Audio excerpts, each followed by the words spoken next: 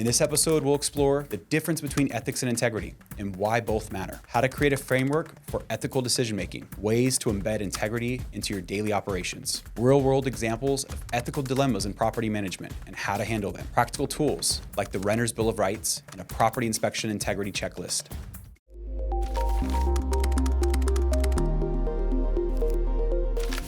The information provided in this podcast is for educational purposes only and does not constitute legal, financial, or investment advice. Always consult with a qualified professional before making any investment decisions. Welcome back to The Owner Mindset.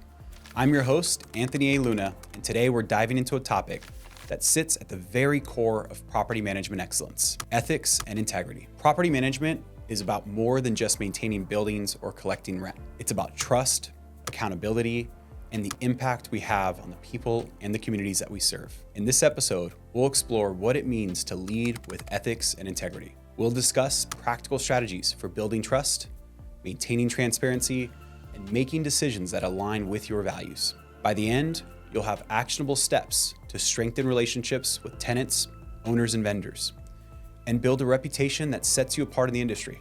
Ethics and integrity aren't just about following the law.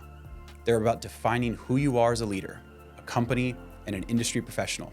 For property managers, these values show up in everything that we do, from how we handle tenant disputes to how we communicate with investors and manage properties. Let's dive in and discuss how ethics and integrity aren't just buzzwords, but they're essential for long-term success in property management. Why do ethics matter so much in property management? Because everything we do, whether it's handling tenant concerns, managing owner expectations, or working with vendors, depends on trust. Let me share a quick story with you. Early in my career, I inherited a portfolio where the previous property manager had overcharged tenants for repairs. These tenants felt betrayed and their trust was broken. It took months of transparency and proactive communication to rebuild those relationships. The lesson learned: ethical lapses have long-term consequences, but integrity can repair and strengthen bonds. Here's what ethics in property management looks like. First is fairness. Treat tenants, owners, and vendors with respect and consistency. Transparency. Be clear about cost, processes, and decisions. And accountability. Own your mistakes and take responsibility for making them right. Let's start by defining ethics and integrity and understanding the difference between them. Ethics is about rules, guidelines, and what society or your profession deems right or wrong. Think of it as the external framework guiding your actions, while integrity, on the other hand, is internal. It's about your character and staying true to your principles even when no one's watching. You can have ethics without integrity, but it's the combination of both that builds trust and respect. For example, you might comply with the legal requirements for tenant safety, but going above and beyond to fix a non-urgent repair that improves quality of life, that's integrity in action. At Coast Equity, we lead with integrity by asking, how would I feel if it were my home or my family's investment? That mindset should drive every decision we make, from daily maintenance to long-term property strategy. So now let's talk about how to put ethics into practice in your day-to-day operations. The first step is transparent financial practices.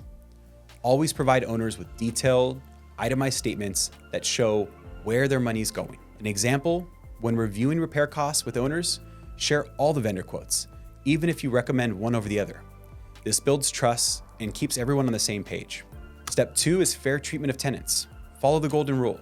Treat tenants how you'd want to be treated. If a tenant reports an issue like a broken heater during the winter, prioritize it, even if it's inconvenient. Ethical decisions often require going above and beyond. And the third step is vendor relationships.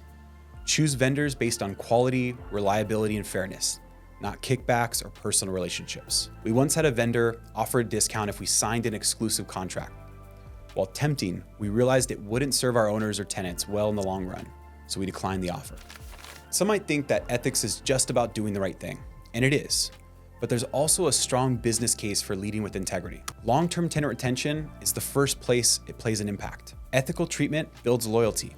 Tenants are much more likely to renew leases when they feel respected and heard. Second is owner confidence. Transparent financial practices reassure owners that their investments are being managed responsibly and their assets are in the right hands. Third is reputation and referrals. Ethical businesses attract positive word of mouth, which can be more powerful than any marketing strategy. One of our largest clients came to us because they heard about our Renter's Bill of Rights. They appreciated that we prioritize tenant satisfaction alongside their returns. Even with the best intentions, ethical dilemmas arise. How you handle them defines your reputation and your leadership. I want to walk you through the framework for ethical decision-making that we use. Step 1 is about identifying the stakeholders. Who will be impacted by this decision? Step 2 is about evaluating the short and long-term consequences. When we move on to step 3, it's about consulting our core values or our company policies. And then our final step is about making the decision and communicating it transparently with all of the stakeholders we've identified. Here's a real-world scenario that'll show you how this works in practice. A tenant asks you to waive a late fee because they've had a medical emergency. You weigh the financial impact against the human element. Could waiving the fee build goodwill? Or could it jeopardize future lease issues? Scenario 2, a vendor misses a deadline, delaying a tenant move-in. Do you acknowledge the issue and communicate with all the parties? Or do you offer a quick solution like temporary housing? Pause for a moment.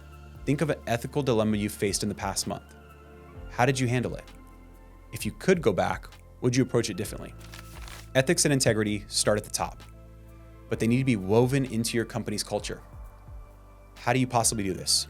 The first step I recommend is setting clear expectations. Create a code of conduct that outlines your company's commitment to ethical practices. Step 2 is move on to training your team. Host regular training sessions on topics like fair housing laws, financial transparency, and conflict resolution. Step 3 is reward integrity. Recognize team members who demonstrate ethical leadership, whether it's resolving a tenant issue or managing a challenging owner request. Step 4 is lead by example. Your actions as a leader will set the tone. If your team sees you making ethical decisions, they'll follow suit. Let's address some of the common questions about ethics in property management. How do you balance fairness with financial responsibility? Fairness doesn't mean saying yes to everything. It means being transparent about what you can and cannot do, and why. What if an owner pushes you to take a shortcut? Be firm but respectful. Explain how that shortcut could and likely will backfire, whether it's a legal consequence, tenant dissatisfaction, or long-term costs. As we wrap up, remember this. Ethics aren't just a principle. They're a daily practice. They're in the decisions that we make every day, big and small. If you found value in today's episode, be sure to download today's deliverables. The first is the ethical decision-making framework. We also have our Renter's Bill of Rights template, and next week, we'll explore proactive maintenance strategies, a practical look at preventing problems before they start. Thanks for tuning in to The Owner Mindset. Remember, property management is more than a business. It's a responsibility to the people and the communities that we serve. Anthony A. Luna is the CEO of Coastline Equity Property Management, based in Southern California. As a respected Forbes and Fast Company contributor, Anthony shares insights that help property management professionals excel while giving back to their communities. His upcoming book, Property Management Excellence, will be available in June 2025 on Amazon, Barnes & Noble, and bookstores worldwide.